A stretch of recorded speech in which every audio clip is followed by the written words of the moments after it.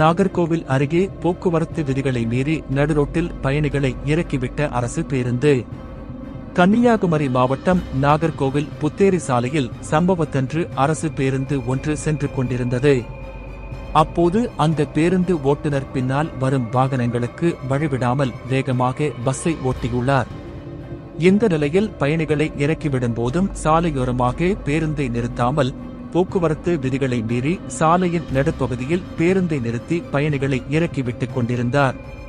அப்போது பின்னால் அதிவேகமாக வந்த மற்றொரு அரசு பேருந்து வலதுபுறம் முந்தி போவதற்கு வழி இல்லாதால் இடதுபுறமாக முந்தி செல்ல முயன்றது. இந்த வேளையில் பேருந்தில் இருந்த இறங்கிய பள்ளி மாணவிகள் அதிர்ஷ்டவசமாக உயிர் தப்பினர். இந்நிலையில் போக்குவரத்து விதிகளை மீறி மக்களின் உயிரோடு விளையாடும் இதுபோன்ற பேருந்து ஓட்டுநர்கள் மீது கடும் நடவடிக்கை எடுக்க வேண்டும் என்று பொதுமக்கள் கோரிக்கை விடுத்துள்ளனர். தற்போது இந்த காட்சிகள் சமூக வலைதளங்களில் வைரலாக பரவி வருகிறது.